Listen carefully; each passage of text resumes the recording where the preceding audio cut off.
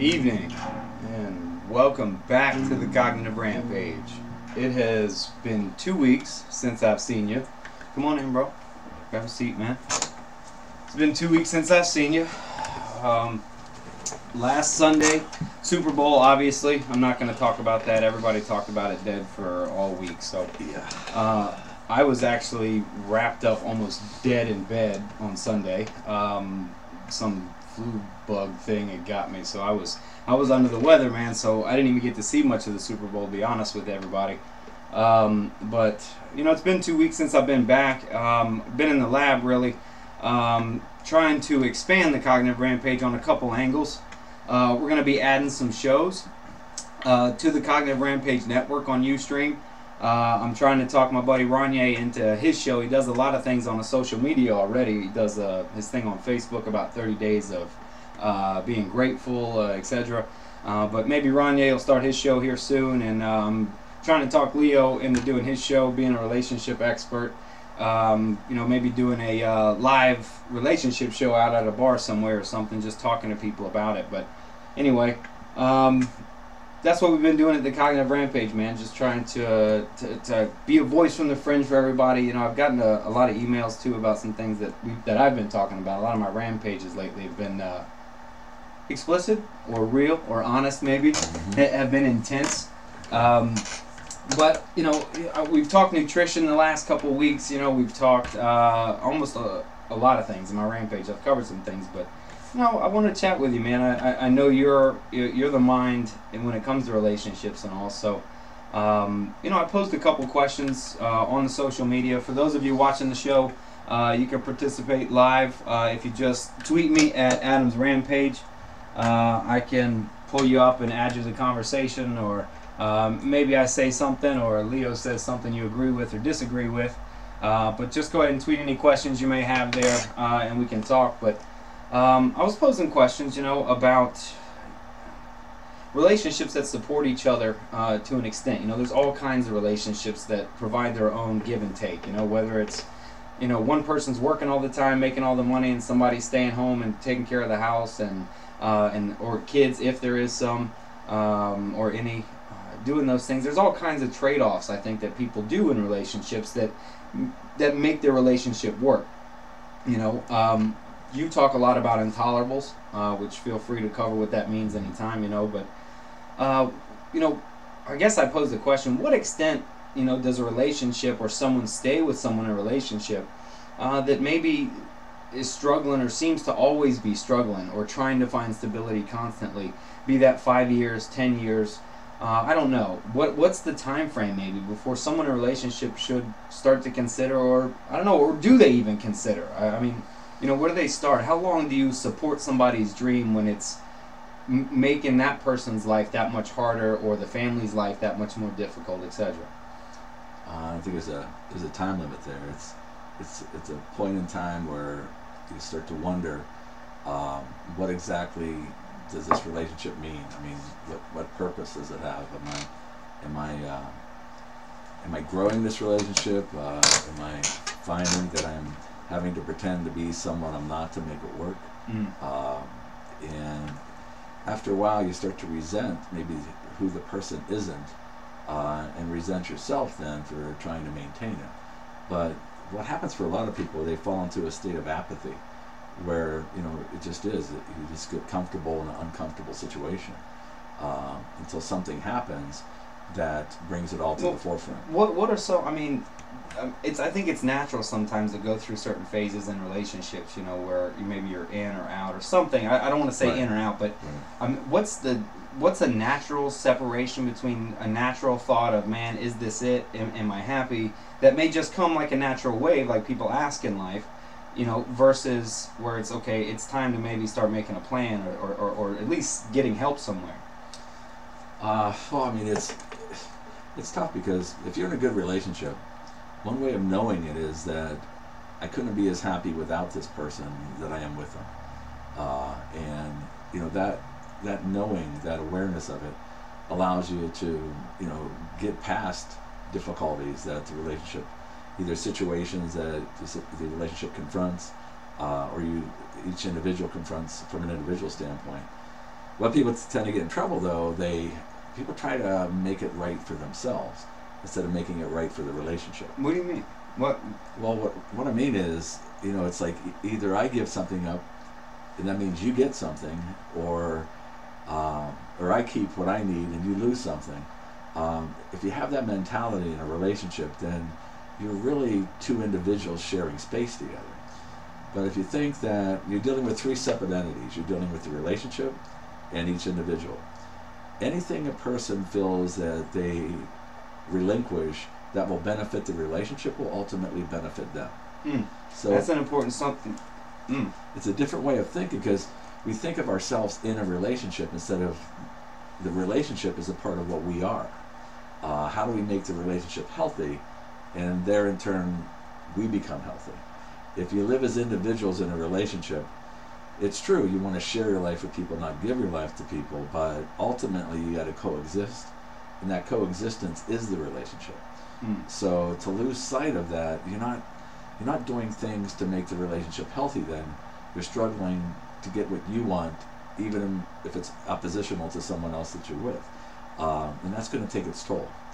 So that makes sense. I think people don't realize that. I think they do get into a relationship, they get comfortable for a while, be that even a good relationship, and they begin to think, what's in it for me, on both sides, instead of looking at and really forgetting that third entity exists, that relationship itself exists. Right. And that truly, instead of, if I change my thinking of going, what does he or she do for me that makes this relationship beneficial, is the relationship is beneficial. If I deem that to be true, then, well, no matter what I sacrifice, if the relationship benefits, we both do. That's kind of summary of what you're saying, right? Exactly. And as long as it's reciprocal, if you feel like I'm giving something up to benefit the relationship, and I see some other time the other person's doing the same, then there's no resentment there. I mean, there's a sense of fairness or balance. Yeah, or at least it's equitable. Sometimes not always equal, but equitable, where it's fair. Not always equal, but equitable. Well, I mean, sometimes it's not going to be an equal share, but it's equitable and it's fair, whereby a lot of times I get my way, they get their way, but I see it go. It is reciprocal, and no one's always going to get their own way if you're two separate people. Right.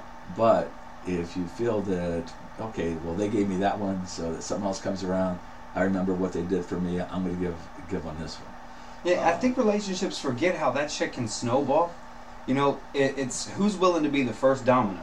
Because sometimes once those dominoes get going, like you're talking about, that reciprocal, they did, I did, they do, we do, it doesn't become this tit for tat, I'm keeping count, but it more or less just becomes natural in what we do. And that can really change a relationship quickly. Relationships that can be struggling or in a moment of kind of stuck, to just say, what I'm going to do is take this week and just say, whatever you need, I'm going to do. And if they both do that, vice versa, that's kind of that first domino. We can start that snowball of going, hey, let's just, it's not about give and take, it's just give. Well, and one person becomes dominant in the relationship. That's where you have to be careful, because the other person, to avoid conflict, confrontation, they just give in, and then it becomes the new norm. So all right, where we jump from this happy synergistic relationship of give and take, or not, I don't like that give and take, of give, this snowball. Now, what makes this jump to power? What can begin that? Because relationships can start out reciprocal and help each other out, and then over time it turns to a power struggle. We jumped real quick there. So how does it begin to change from this great synergistic relationship to begin to now change for that power struggle? The whole mindset changes from us to me. Okay, and me could work on both ends. Me, I'm getting my own way. I'm trying to make them think how I think, so I can get my own way. Well, how about you're right, I'm wrong. What if it's just who I am? In relationships, that's just what I need. I just need you to do A, B, C, or something like that. Well, this is still the me thing, though. Right. That turns to that. Right. That's just giving an extreme example. And if the other person really doesn't have the wherewithal to, keep bucking heads about that stuff, it's just easier to let it go. And by doing so, they become more passive, and the other person then takes the other role. And that's where it really starts to go downhill, because the person resents having to take that role, and the other person, particularly if they're very self-centered, they don't see anything that's wrong with the relationship then. I'm okay with it, then you should be okay with it. Right. And if you're not, well, then there's something wrong with you. Not really seeing that the other person hasn't been able to express themselves equally. They've had to just take a role to maintain a sense of peace or stability in a relationship. Mm-hmm. And they start to define happiness as stability instead of happiness. Well, explain, because for Americans, stability a lot of times is the goal to happiness and perceived moment of happiness. I think when a lot of people are coming up, they see financial stability, relationship, they see that as the goal, and so stability becomes that. And then you just said that. Yeah, stability, you can have a healthy stability, mm-hmm. but in most cases where you're thinking stability, you're not really thinking contentment. You're not thinking satisfied, meaning that as long as there's no conflict, confrontation, everything's going along smooth, that's stable, but it may not be equitable. I mean, the one person may be working to make it stable, self-sacrificing to do that, and in the process building resentment. Mm. And where the other How does person one is avoid assuming, that? How does one How does one make? Let's say they make this agreement in the relationship for this synergistic, residual feeding thing that's working, and then things begin to shift from us to me. And how does one I mean, I get controlling the thinking from us to me. We don't want to do that, but how does one stop that from happening on that back end, from that shift of power, or how does one prevent the resentment from continuing to put in the agreed to sacrifice or balance or synergy that was achieved in the beginning? Communication. I mean, without it, the relationship is going to run into some serious problems. If you don't say what just happened there, I need you to understand how that makes me feel. Not telling the person what they need to do, what they should have done, shouldn't have done. Just, look, what happened there, this is how it makes me feel. Then it's up to the other person if they're going to pick up the ball. Okay. Now, that sounds nice. Now, there's a question that I'm going to ask to see. Now, all right, fuck beating around the bush, right? You know me. I gotta build Put it out there. How do you tell someone that you love, right? Something that they do, said, or something hurts you or affects you in a negative way, without them taking it as if you are insulting, attacking, or criticizing what they do? Well, it's not what you say, it's how you say it. Mm-hmm. If you're using that you statement, you do this and it really ticks me off, yeah, they're going to be defensive and hurt and everything. But even with the I statements, even if we keep it to the, well, I felt this way after what had happened, a lot of times that person takes that as, what, I hurt you, or I meant to hurt you. You know, that even can become an attack in some people's verbal mind. And you can agree with them. Yeah, maybe I shouldn't feel that way, but I do. You got to know the other person's truth, how they're wired, or you're doing them a disservice because they don't really know how to make any adjustments then. You know, if you're to avoid the conflict and confrontation, you're just sort of cruising along and sweeping it under a rug, eventually you both trip over it because you're building that up. See, I always say people can't fix what they don't know is broken. That's right. So you figure when you say, well, how can I do that knowing that they're going to get hurt? How can I not do that? Because if I don't, this goes back to what we said originally, I may be able to maintain a sense of stability in the relationship by doing that, but I'm also weakening the relationship because I'm not putting the truth on the table. How it's truly making them feel, that resentment. Yeah, and so that's when assumptions are made. The one person, if you don't verbalize it, they assume it's fine. And then they don't change their behavior. Right, how are they supposed to know, right? I like that. If you don't verbalize it, it's the same, right? Where the other way around is they're going to assume that you don't care about how they feel because you keep doing it. And you didn't even know it was a problem. Mm-hmm. So, you know, and the two things that will destroy any relationship are assumptions and resentment. So communication takes away the assumptions, and knowing the truth doesn't cause resentment. It may, you know, create some pain, but some of the difficult things you do in a relationship are also the most important. If you don't have that sense of truth where you can trust the other person, if I'm screwing up, you're going to tell me, right?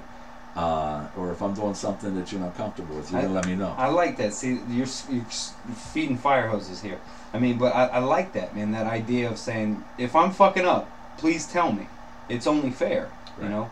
I mean, and that circles back to that where we started in the first question, though, is when's enough enough? When does the person begin to say that, you know, I've expressed how I felt about behaviors, words, whatever, and nothing is changing, it's kind of staying the same, you're communicating, you're keeping it open, and say the person just responds and go, that's just who I am and that's what I need. Okay, and if that's truthful, that's fair. Either the person can't change or they won't. Okay? You need to know that. Now, if you're staying in that relationship, you're staying with that knowledge. Not because I have to, because I've chosen to. It's hard to resent someone if they've acknowledged who they are and you've chosen to remain in it, or not.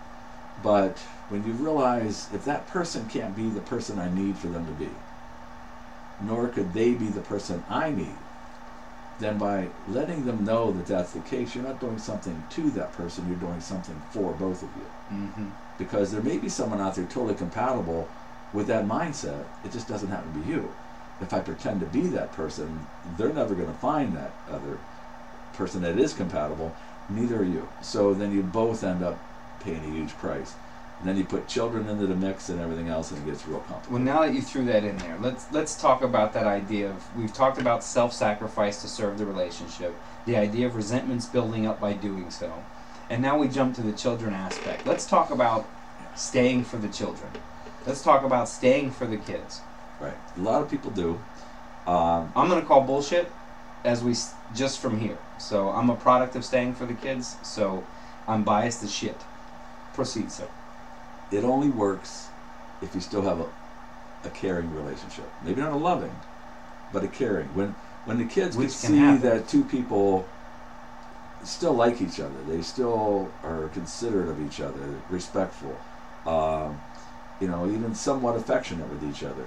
There may not be that love there that you would want in a true marriage, but you're still expressing it, your relationship with that person in a reasonable, kind way. Mm-hmm. If you want to stay under those terms for the children, then the children will benefit from that. But if there's conflict and confrontation and anger and abuse, verbal, emotional, whatever, then the children will pay a huge price for that. And I think even the faking it in front like that, let's say that, I think that's almost such a disservice to the children, to create this facade. Way smarter than that. You know what I mean? The kids know. The rooms aren't soundproof. So they know way more than you think they know. Mm-hmm. So, and that's, parents forget about that, and I've seen a lot of young parents that think they're shielding, their kids from what's happening, and it's so not. Everything that they see that's going on, but exactly. That staying for the kids part. But how many divorces or relationships truly end where there's still an amicable respect for one another in this copacetic world? You know what I mean? Or in a perfect world that may happen, but in this world, not very often. Right. Yeah. So dealing with those struggles, the idea, I think people that may be on the edge of divorce or something may say, well, I stay for the kids because if we get a divorce, there's nothing but horror stories about divorces and custody battles and dragging kids through that kind of mess. Which one, what do you choose? If you're that parent that's going, I've decided to get out, but I know if I do, he or she's going to take me to war, lawyer war, etc. And I don't want to drag the kids through that, so I'll suffer and stay into this relationship, right? And while these kids witness then a non-loving, non-caring relationship. Yeah, it's lethal. What you have to understand is that when a kid sees that and you're staying to avoid more conflict and confrontation, mm-hmm. you're also teaching them something. That if you're ever in a difficult situation, you can't make a choice to change it. Or conversely, if they see that person who has been in a tough situation and still has their own self-respect or their own need to live their own life and make a choice to get out of that negative situation, right. You're teaching your kids, if you're ever in an unhappy situation, it's okay to make choices to be happy. And where does that sacrifice for the family part come in? We've talked about thinking about us rather than me. And so where's that line begin to creep where it's okay to shift to me, but you're still thinking about the family unit, in this sense where it's divorce or staying, etc. Well, that's what I meant when I said, if that person can't be who you need them to be and they can't be who you can't be who they need you to be. Mm-hmm. You're doing something for each other. Right. And you're also giving the kids the opportunity to live in a world that's not filled with anger and aggression and negativity. So you're supporting the relationship by not pretending you have them. True. And then now I can hear people watching to where they go, yeah, but you don't understand. We're all tied together. Maybe they own a business together. And let's be honest, a lot of young relationships stay together due to financial reasons because they all they can afford is that small little apartment together. With all things being equal, both having money and could walk away, they would have walked away a long time ago. How much of that should play a role into the happiness to where we say, well, this is the life that I have to lead so I can have a roof, etc. Because I'm strapped financially. Now, be that a woman strapped to a man financially in a massive mansion with a huge open credit card, or a small one-bedroom apartment man strapped to his baby's mama, or any of those things. They're on different levels. But what I'm trying to circle back to is the finances. How much of that do you have to go, you know what, I have to risk it and just say this or that? I mean, when you add in finances, when you add in the pain of the separation, when you add in maybe I drag the kids through it, it seems much easier, and why I think the majority do it, and just stay for the kids and suffer. Now, is it really staying for the kids and sacrificing, or is it copping the fuck out? Or is it going, I'm too afraid to take this shit on because it's too messy, but we frame it to some martyrism? Well, it sounds more noble to say I'm staying for the good of the kids, rather than I'm too scared to try something. Make a choice. Yeah. Yeah. And yeah, it's on a continuum. And I don't want to catch me up, I don't want to belittle that choice, because it is a scary one. Well, whatever you choose to do, you have a right to. People have a right to be right or wrong. Mm-hmm. But if you know, that's on a continuum, from it being mildly upsetting to the point where you have physical abuse taking place, where it's becoming, a very dangerous situation. And yeah, there might be financial limitations to leave, even if it's a dangerous situation. But if you're thinking of the kids, it's what's in their best interest long term, not short term. Sure. And that's true for the individual. No one ever looks back and regrets doing something that's in their best interest long term. But short term, a lot of regret. Sure. And it's also, like you already stated, though, unless the short term is the kid's in danger, there's violence, there's direct abuse. Yeah. Then that's got to be now. There's not even a choice. Right. And if you're saying there is, it's because it's more about the person's fear than the good of the kids. Mm-hmm. And that's where you have to, that awareness. Right. Why am I doing what I'm doing? Like I said originally, what is this relationship doing for me, my kids? And that's why I say a lot of times, the idea of pausing, mm-hmm. To take an emotional step back. If one of your kids grow up and find themselves in the exact same situation, what would you hope they would do? And whatever you would hope they would do. Yeah. Because then you're doing something based on your own personal truth. And don't base it on whether or not I feel I can do this or make it or not, because then you're making that choice based on emotion. Right. Emotions what? Make lousy choices. There you go. So all right. If I'm your client and I'm coming to you and I'm unsure about leaving, let's say I'm married or a long-term relationship, 3 to 5 years-ish in between there. Yeah. Kids or no kids, let's just say it's happened, right? And I'm not sure. I may be on the fence, I may not be. Let's say it's a good, respectful relationship. We could part amicably with the kids and everything would be okay if I walked. What would you ask me, or where would you want me to go or talk about to see where I was about leaving? If I was on the fence about leaving, or if someone else is out there that was on the fence about it, what would you say to them, about their relationship? What would you tell them to ask themselves, or what would you walk me through? Well, it's hard to know what you need until you know who you are. And if you're uncertain about stuff, usually it's not about the relationship, it's about where you are in life. And to take the time to get grounded on that.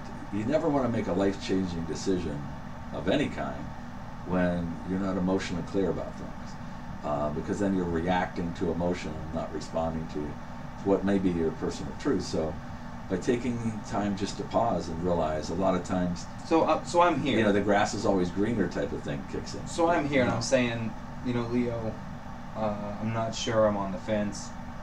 It's been 3 to 5 years, but I'm not sure. For last year, I don't know. I've been in and out of the relationship, not really, some physical there, some not. What would you start to tell me there? What would I need to do? Be the therapist. Here I am. Tell me. Well, I mean, that's a broad statement, because there's all different aspects to why you might be feeling that. Mm-hmm. It could be, environmental, situational, professional. Let's say all things equal across the board. Everything's across Money's the okay. board. All biopsychosocial checks out. Then I ask you, what are you afraid of? What are you afraid of? Yeah, because if you're at a point and all things are equal and you still have a need to budge, for whatever reason, the fear of staying longer is generating something inside of you that you got to find out what that is. Because it probably isn't about the relationship, it's an aspect of who you are. I like that. That's good. Now, you and I have talked about fear and hurt and anger, and we understand that, you know, fear is the root of all anger, etc., but really hurt. If you had asked me that, you know, and you say, what am I afraid of, then, you know, where does that client begin to link it back to the hurt? I mean, if they're afraid of the future, of what it may be like if they stayed, could that fear be being fed by some deep and laid hurt? Absolutely. In most cases it is. And that's why when you're in that boat, it's not a matter of marital counseling, it's a matter of individual counseling. And so what you're saying is it's not about going to marriage counselor then, if that's what we're going through, it's the individual. Right. And I often have couples do that. If there's anything unresolved or you're uncertain about, don't go into marriage counseling. Marriage counseling tends to treat the symptom, but doesn't eliminate the problem. And you have to get to the problem to find out why I feel that way or why I don't feel this way, and get clarity on that. And then when you have that sense of clarity, and the other person feels like they know where they're coming from, now you sit down for marriage counseling, where you can both put your cards on the table. And treat the individual before you treat the relationship. Absolutely. If you ever decide to get marriage counseling or couples counseling of any kind, yeah, I mean, if there's problems, you have to look inside before you can really understand the outside. Because the outside truly are symptoms of aspects that you're not content, or you're feeling hurt, or you're afraid, and you're projecting those into the relationship. And they're being defensive, and they're doing the same thing, either trying to incorporate the reasons why and blaming themselves, or blaming you for what isn't. Either way, there's some deep-seated issues there. They're not necessarily hard to get to. They could be very deep.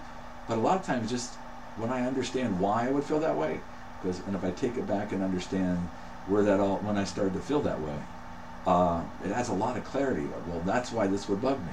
Yeah. And having that sense of clarity, I may want to move out of the marriage, or I may feel the marriage is the best thing I got going for me. Why would I leave that?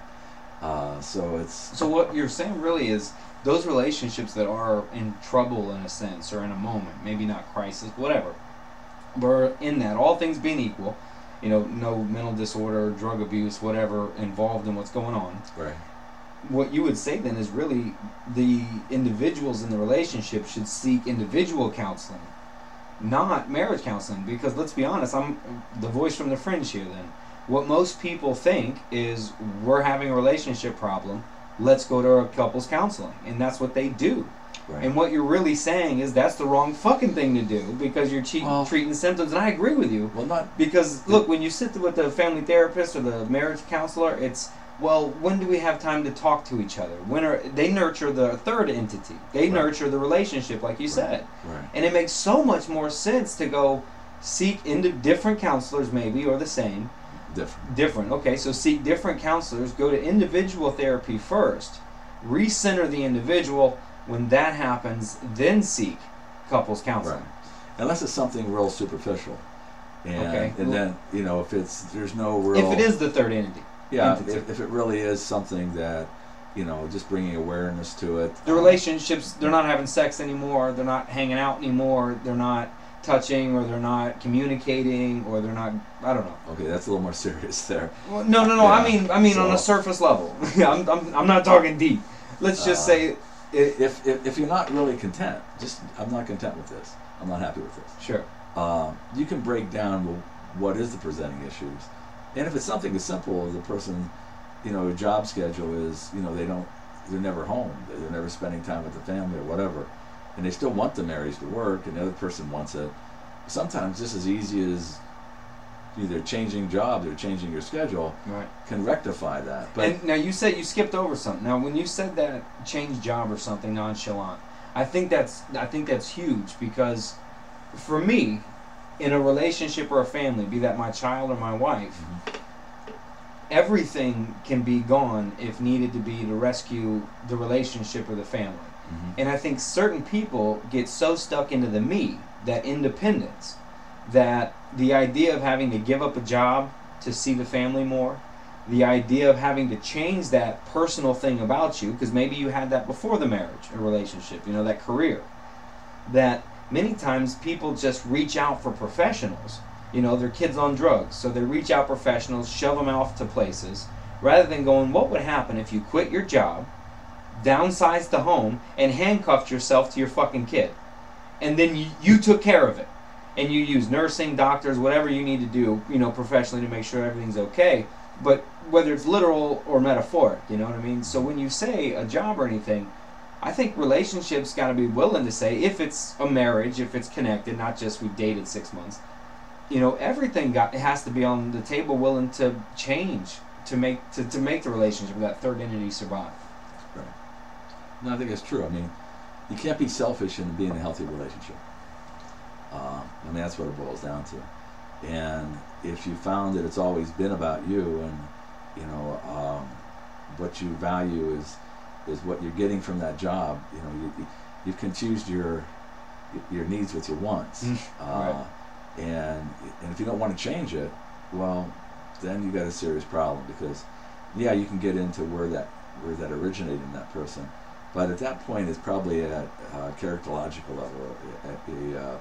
That's part of the personality. Now, you've talked about that before, and I'd like you to explain that to the viewers that are watching. Layman's terms wise, you know, the axis. We've talked before about you're figuring out in a relationship if somebody's issues are axis 1 or axis 2. And I get that. Practitioners that are watching understand the axis. Although we can't use it much longer. Right, well, it's DSM-5 now, but I think it makes for a great metaphor, though.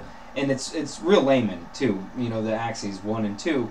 So explain that, you know, to the viewers, if you will, when you do mean trying to find out axis 1 or axis 2. Well, that usually you don't have to necessarily diagnose it or anything, but is this but I think it makes for a good framework to help people think. You know, the axis 2 is more just the person's personality, how they're wired. Axis 1 is more of a medical issue as it relates to depression, anxiety, addiction, that type of thing. Or a mental health disorder, exactly. A mood disorder. Right, and you know, a lot of times someone does develop a mental health disorder after they've been married, and either the person can cope with that or they can't. It's if they've honestly made that effort and just resigned that, you know, I'd like to be able to, I wish I was the kind of person I could, but yeah, I can't deal with that. Well, you have to respect that honesty. Or if they can adjust to it, and that's fine. But what is more damaging sometimes is when you're assuming someone has a different personality type, like yours, in other words, and they really don't.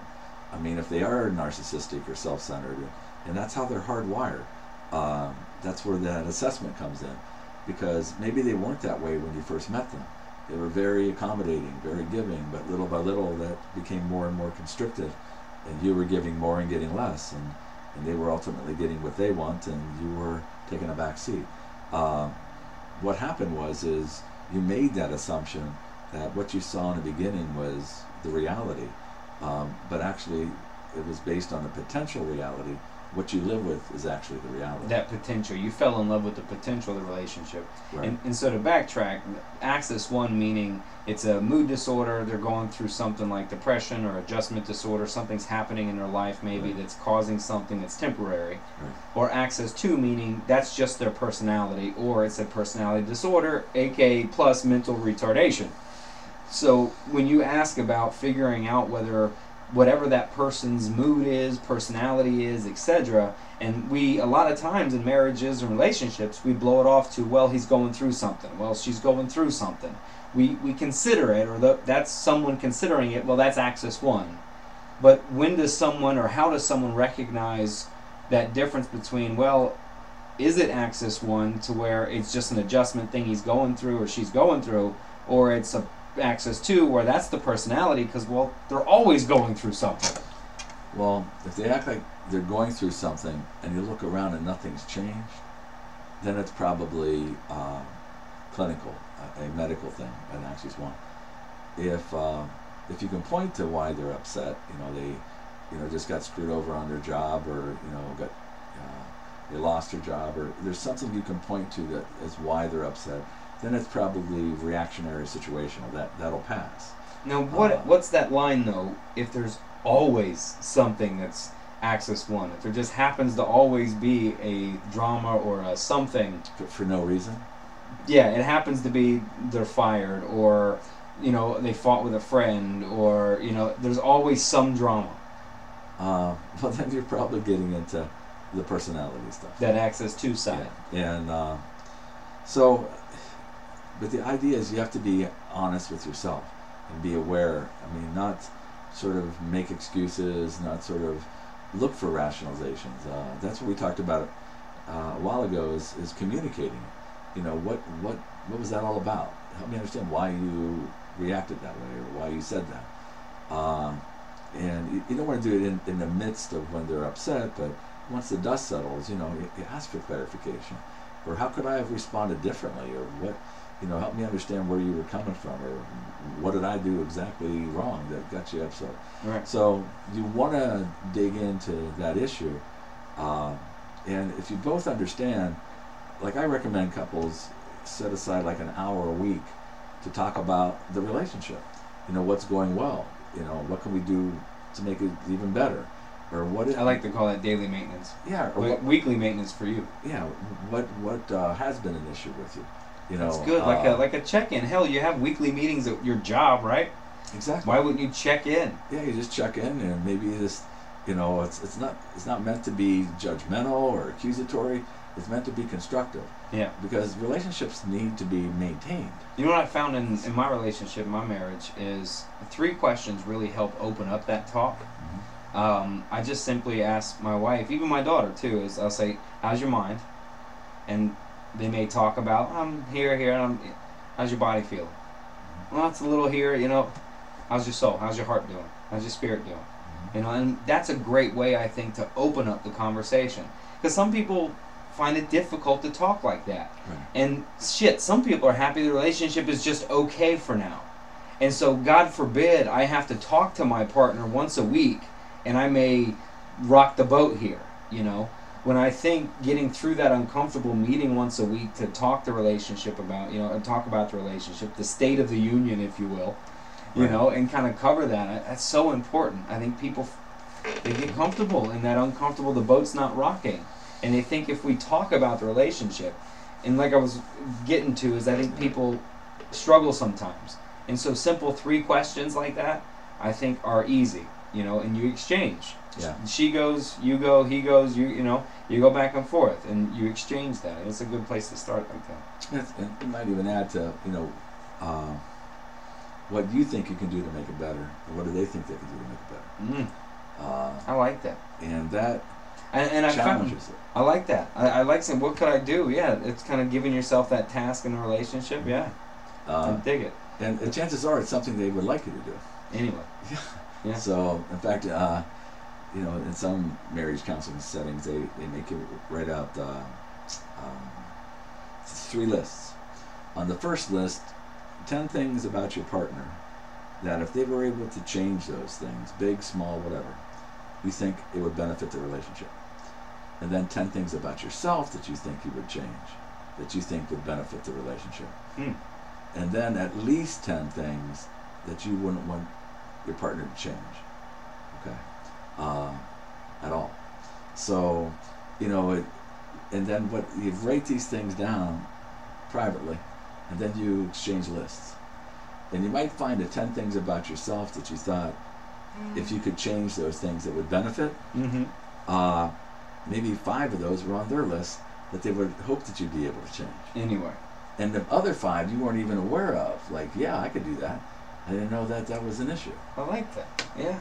Most people won't take the time to write down 30 things. No. Or they'll struggle. But the last list is good because we often talk a lot about what we don't like, but also take the time to let the person know what you appreciate. And I like that. You know, I think a lot of, you know, us being cognitive guys, cognitive behavioral type therapists, it's all about what you think and say to yourself.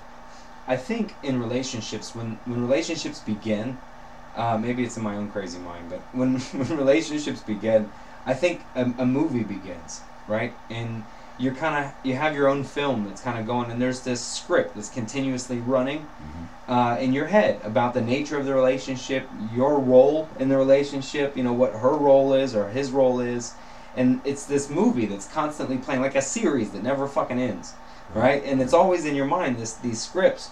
And I found that if you try to control the script with your mind by what you say to yourself, even forcing certain sentences, you can control the nature of almost every damn scene in the movie.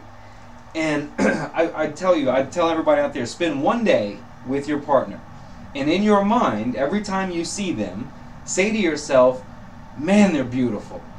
Wow, they're sexy. Look at that. God, they're so smart. Just say that to yourself throughout the day as you look at them. I know it may be difficult for some of you. I know you may be lying for some of you. But try it for one day. Even ask your partner after you do it to try it. And just see how you feel and watch your interaction with your partner in just one day. You know how when you twist when you're pushing that and forcing those thoughts and perceptions, it can really instantly change how a relationship feels and interacts. Well, better yet, say it out loud. You know what? You're the relationship expert, of course. Yeah. Yeah, say it out loud. They want to hear it. Why are you keeping it a secret? Right? You know? Hey, baby, that's a nice ass, baby. So whatever. Can't tell me your wife don't want to hear that shit. Well, probably not in church or something, but just try to... Your timing's everything, but get the words out. I mean, get out what you need. Right, when she's coming down the church aisle, just a smack on the ass. Yeah, probably not good. No? Right. But your intent was good. So God knows where I was coming from. Timing's everything. But that's just it. Relationships. I mean, if you're a healthy person, you're growing all the time. Yeah. And if the other person's growing, you have to understand. So is the relationship.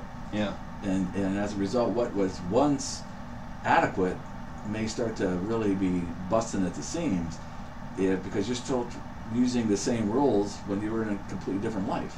Yeah. Okay, so the relationship has to, and how you conduct it is also evolving, and that's huge. I think people need to understand that plasticity of themselves. You know, of absolutely. you know, they have to be able to morph and change in the relationship. It's got to grow together and change. You can't be this rigid. That's just who I am. Right. I mean, it's and if a person is like that, then you're dealing with someone very self-centered, concrete, and you can't grow. It's a tough one. That's where, but you have to be willing to do what you can to make it work. I mean, in our society, relationships there's too many throwaways. You know, people want that things that you can repair it. I mean, that was a question I put up too. Is in this society, it's not become a society of death do us part anymore, and it's become more of a me. Well, this hasn't been good for a year, so I don't want to change. Fuck it, I'm out. You know, Beyonce independent. You know what I'm saying? Yeah. It's what happened? What do you think happened? It's the whole culture. I mean, if you have a broken fan, you throw it away and buy a new one. And I'm all for it. Take the independence. If it's not, you're not happy, relationship's not there, fucking don't waste a fucking minute of your life. Yeah, but don't forget, happiness is still an emotion. And working too, though. You're right. And working on the relationship is so important. Yeah, I mean, if you react to any emotions, you don't even know if it's coming from the relationship sometimes. You just feel this, and that's the person that you project it on. And if I get out of this life, everything's cool. Okay? When you don't realize... When it's fucking you. Well, the whole point, it is. When it's you. It is. So, I mean, that's where, that's where that pause comes in. Slow down. And, you don't want to throw the baby out with the bathwater type of thing. I'm going to make a hard left, and it's a little serious stuff. You mentioned before how people in relationships can develop personality disorders. They can develop, mental health disorders.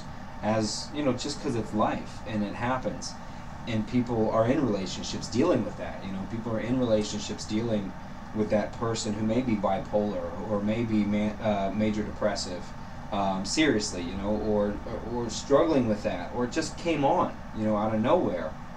I mean, those are serious things that happen, and a staggering stat to throw out there that in people that acquire serious disability, physical disability, or chronic pain or illness that's debilitating, it's a 75% divorce rate in that field. Mm-hmm. So people really cop out on their partner when they become disabled or when they become mentally ill. You're at a 75% chance of being divorced if you become disabled. I mean, that's staggering and scary in the nun when you need that relationship or marriage most. Right. Most people cut and run there.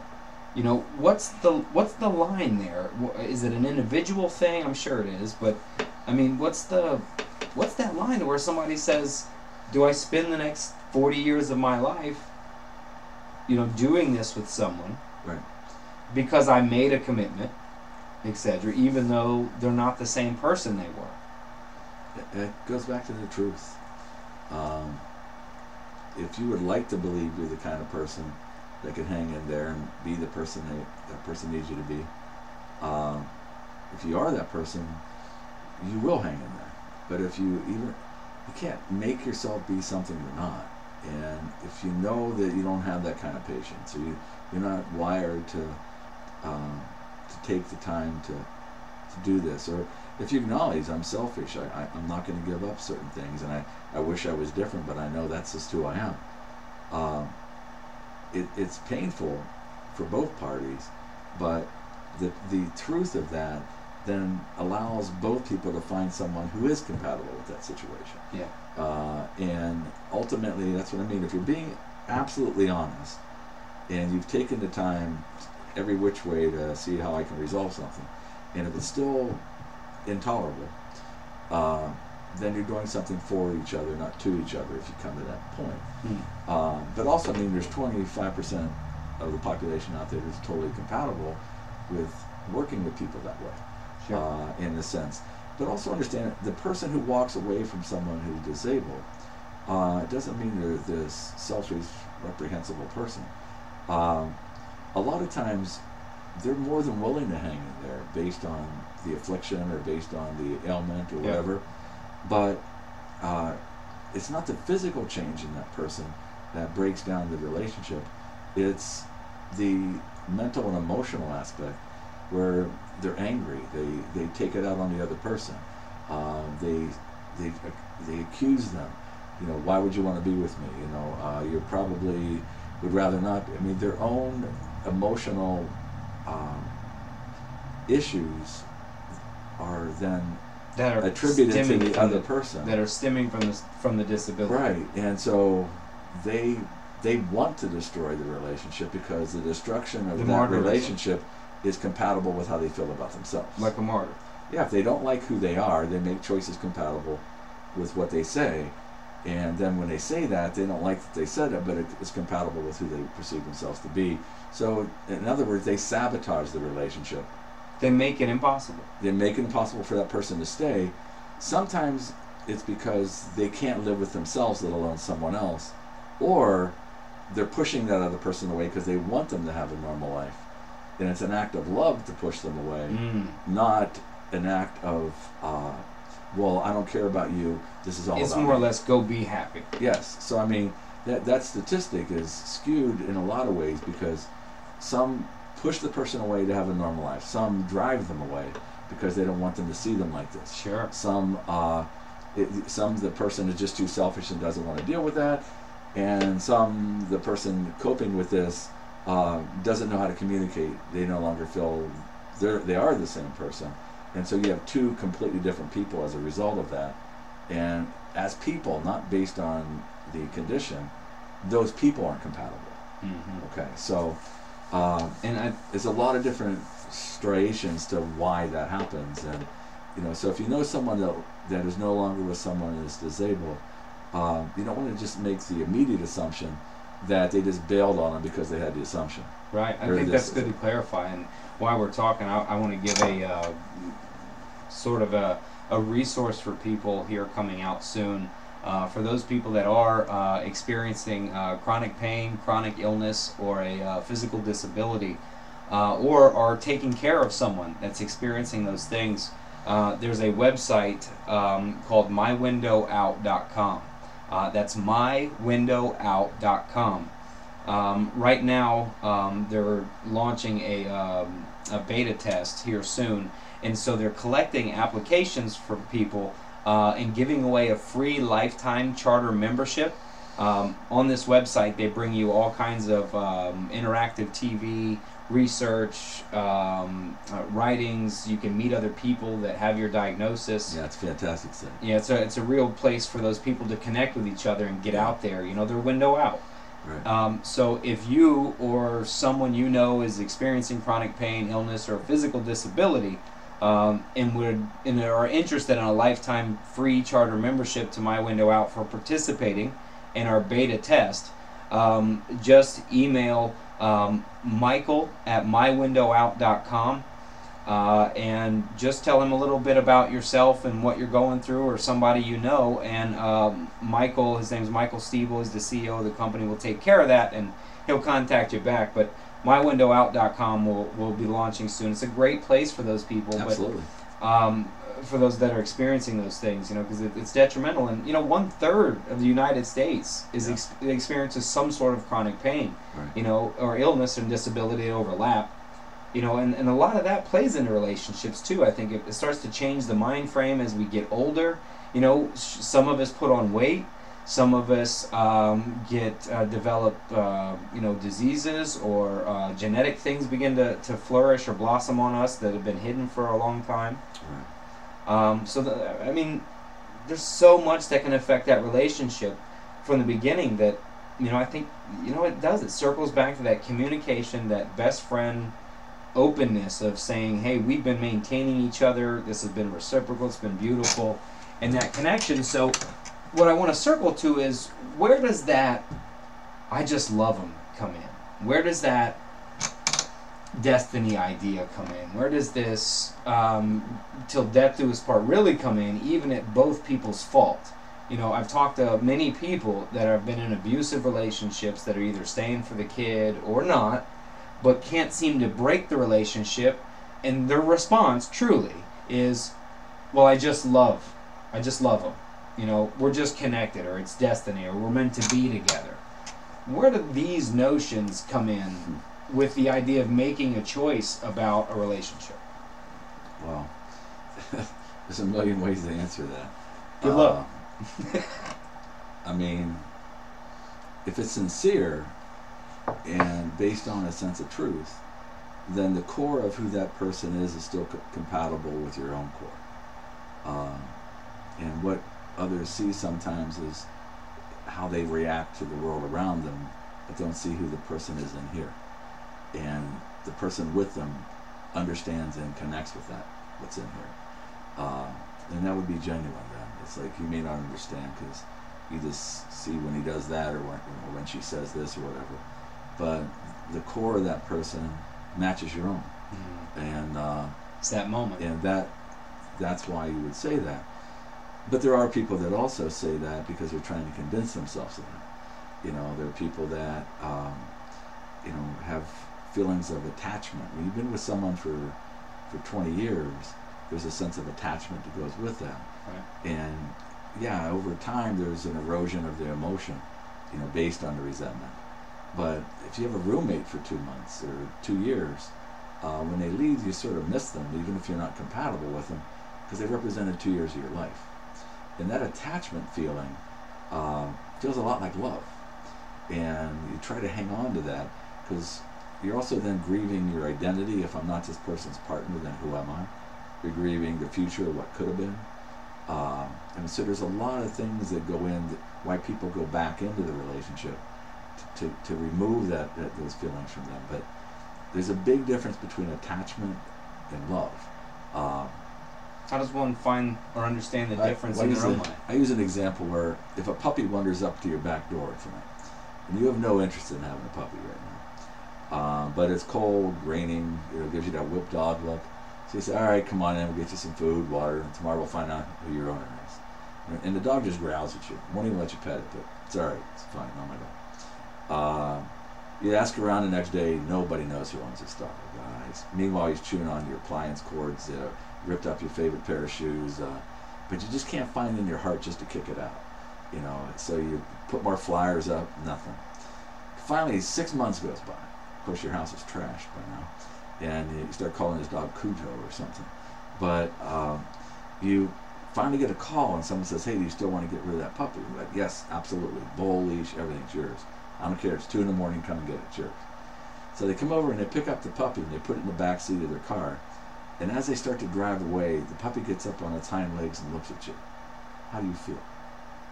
Oh, couldn't do it. Couldn't do it, man. That's attachment. Oh. And is that puppy compatible with you? No, No. it still won't let you pet it. Right. It still growls at you. Is it doing anything positive in your life? No, it trashed everything in your house. But the puppy was there for 6 months, and to see that puppy look at you as it drives away, you want to hang on to it. But if anyone says, "Are you sure you want that puppy back?" You're like, "No, I really shouldn't." Now you're starting to access your truth again. We really aren't compatible. You know, it's maybe that another owner, they'll connect or something. But in the moment, the emotion you feel is really strong. And that's the attachment part that keeps people in relationships for so long, is they feel that attachment and they confuse it. I must love this person or I wouldn't feel this. No, what you're feeling is attachment. And it's hard to separate those two things. And another emotion that keeps people together is apathy. You know, the devil I know is better than the devil I don't know. So they rationalize, well, I'll just stay in it. And that's where they get comfortable and uncomfortable. So why people stay together, there's a lot of permutations to that. But one of the biggest ones, and why we stick with people longer than, you know, even people with friends of yours wonder, why are you still with that person? Well, some people would say it's because I just love them, and that's because the cores match. And other people may be saying it out of apathy or attachment. How about that? How about that? Dude, that's beautiful, man. Let's hang out and chat for a little while. All right, too, man. sounds I appreciate good. it. Yeah. Thanks for watching the Cognitive Rampage tonight. Digest some of that in your own relationship or past relationship or future. A lot of knowledge there coming out of Leo tonight, man. Beautiful stuff. Love chatting. We'll be back next week. I'll be at Truth Not Emotion. All right. Oh yeah, go ahead. You know what? Plug whatever you got to, man. Yeah. Check out my site is truthnotemotion.com, and we are going to try to get some evenings out just to process randomly with people out there about how's it going in their relationship, and if I can help in any way, just let me know. You all have a good night now. Take care. All right, man. Cool. Hang out, man, out front. All right. Hang out front. Yep. Again, it's been fun hanging out. I don't know. I guess that's it, bro. Been a good one. I'll leave you a little bit of the jam. Love this song, man. It's a work song. Beautiful jam. Enjoy the first verse, all right?